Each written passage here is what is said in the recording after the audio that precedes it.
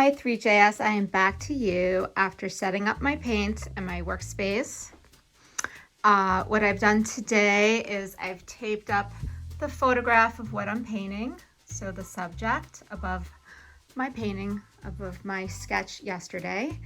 And here I have also have the photograph of my computer, and here I have set up a palette of all the colors that I will need. I just want to point out to you how I've organized them. So on this side, as you can see, I put my warm colors, and on this side I've put my colder colors, and I put white here, and I could always add more white.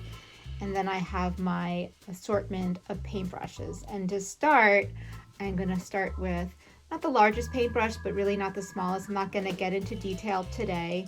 My goal today is to start with the darker colors, the shadows. So what do you see in this photograph that is dark to you, not light? So you can see the figure is quite dark here, right? Also, I see dark along the edges of the shoreline and the horizon and the land over here, and maybe some darkness in the clouds. So I'm going to start with a tone and find all the spaces in the painting that I see that tone and put that in.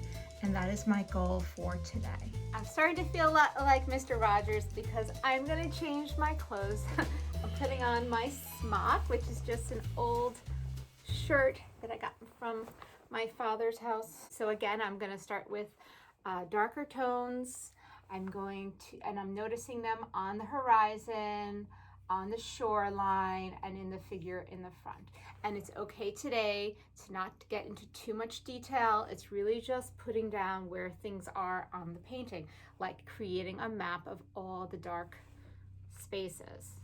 Okay, and I like to see darkness in terms of warmth and cold. So the cold dark spaces are the ones where the dark colors are kind of mixed with blues and greens, and the warmer ones can be mixed with shades of yellow, orange, brown, earth tones. Make sure that you have some water for your paintbrushes so you can clean them. I also always keep paper towels nearby to clean my brushes, but also if I make a mistake, just a little bit of water and a paper towel, and that's your eraser. Okay. I'm going to start with the warm tone that I see along this edge here of the shoreline. Okay.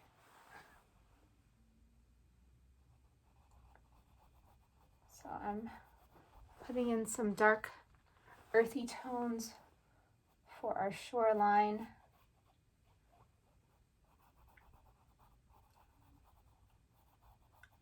And the skyline,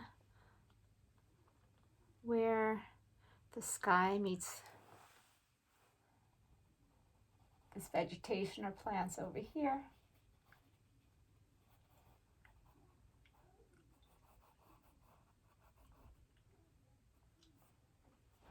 And I could even draw a line right through the figure because I'm going to come back to that shortly. I'm also seeing some really warm lines here on the shoreline up here closer to the figure. So I'm going to mix that in.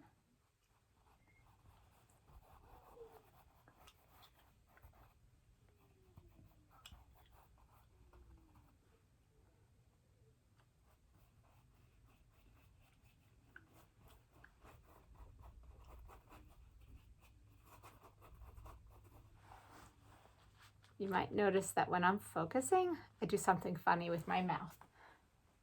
And my son does it too.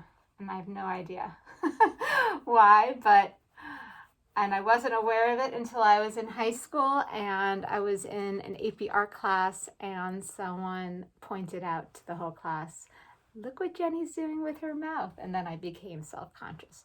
I am no longer self-conscious. This is who I am, and this is what makes me special. And I love, obviously, to paint.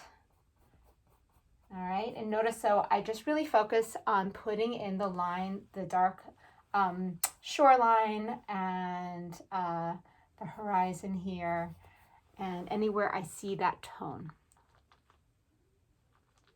Okay, I see a little bit more jutting out here. Because really, every painting is just layers and layers of paint and putting colors together.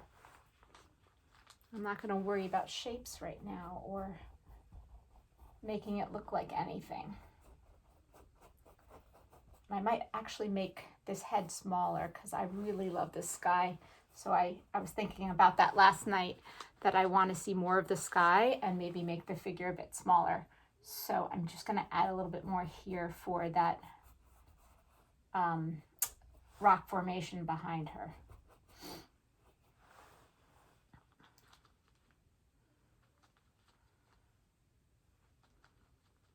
All right. Let's see. So here's that rock formation, and then there's this yellow stuff, and then there's this rock here, right? And that goes here. Now I'm seeing the figure as a much cooler shade, a darker color. So I am going to clean my paintbrush. Just so you know, I'm using acrylic paint, which dries very quickly. It dries kind of like plastic. So I have something called a medium, a matte medium. And if you create a color that you really love, then you could just squirt a little medium into it, and it kind of extends the life of your color in terms of using it as a paint. So now I'm just going to create a kind of a cool color for the shape of the figure and put her in place in the painting. And she, to me, is the jacket is kind of like a greenish blackish. I'm really gonna pay less attention to shape right now and just look for the darkest parts of that jacket that I can see. That's what I'm gonna focus on today. I like a really wet canvas, by the way. I like when we see brush strokes and it gets really thick. It takes me a while to also get into a groove, and so I might work on this a little more later today when I'm not recording. So feel free to continue working on your artwork whenever it works for you.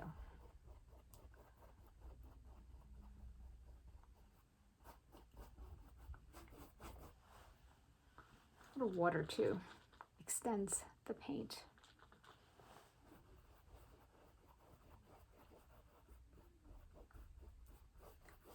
There's a shadow underneath her on the step or whatever she's sitting on.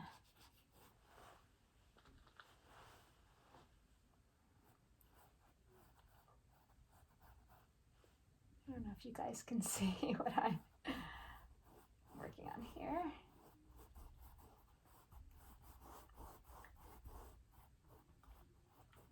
And the other thing I noticed was her hair, I'll show you, is a lot warmer and more kind of a similar color to the dark shades of the horizon and the shoreline. So I'm going to use some of those browns in her hair.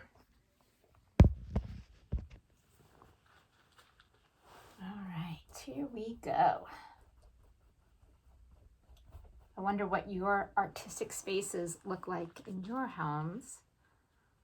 Now you've seen mine. I use the same space as my office space and my art space. All right, here I go getting the shape of her head. Let's see.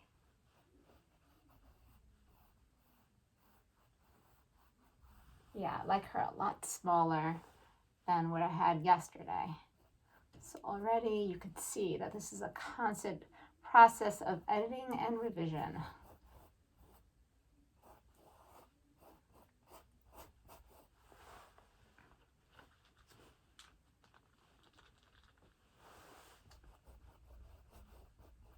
Oh, I'm looking at her hair carefully and I see she's got both cool and warm areas. This is going to be a fun part for me to paint. I like the coloring the hair. It's a lot easier than getting your hair done at the hairdressing salon, which I kind of miss right now. So there's like a darker shade here.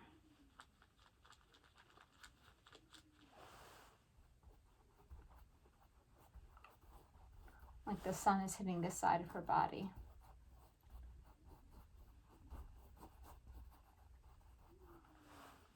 All right. Gonna go back to that warm shades and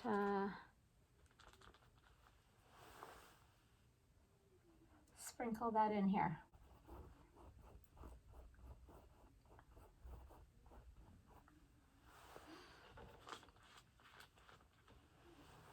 You could see different areas that have the warm shades. So you really got to focus in on your photograph. What do you think so far? You're getting a real intimate look at Miss Solomon. Oh, she works.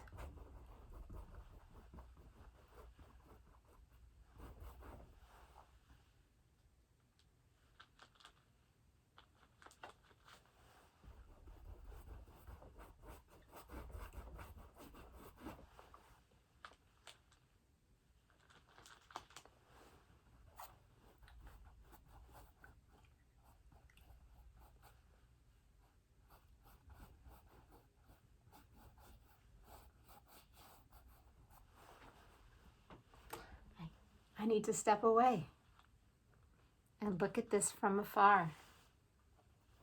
Then I can start seeing more clearly.